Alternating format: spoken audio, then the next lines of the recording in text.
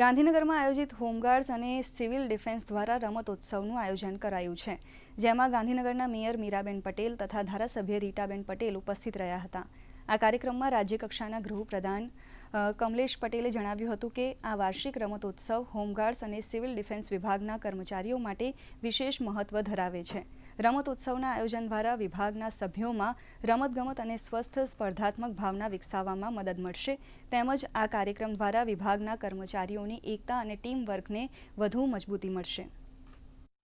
આવનારી ગુજરાતમાં પણ સ્પોર્ટ ઇવેન્ટ્સો છે અને જે ઇન્ટરનેશનલ કક્ષાની ઇવેન્ટ્સ પણ આવવાની છે કે ભાઈ આપણે કોમનવેલ્થ 2030માં અને યજમાની અમદાવાદ કરી રહ્યું છે, ગુજરાત કરી રહ્યું છે। એ જ રીતે 2036માં ઓલિમ્પિકની પણ ભારત વર્ષમાં તૈયારી થવા જઈ રહી છે। ત્યારે રમતના મેદાનમાં જે એકાગ્રતાથી રમ્યા, બધા જ જીત્યા છે એવું એમના ભાવ પ્રદર્શિત થયો છે।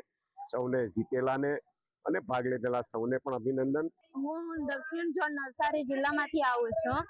સારાબેન જીવલભાઈ આહિર 100 મીટરમાં પ્રથમ, પછી 200 મીટરમાં બીજો અને લોંગ જમ્પમાં 3rd નંબર આવેલો છે। હું અમારા સ્ટાફનું જે રમતનું આયોજન કરેલું હતું એમાં હું ખેલ દિલ્હીથી ભાગ લીધો હતો અને 100 મીટરમાં પ્રથમ નંબર આવ્યો અને 200 મીટરમાં બીજો નંબર આવ્યો। એમાં હું અમારા સ્ટાફ વતી હું ખૂબ આભાર માનું છું।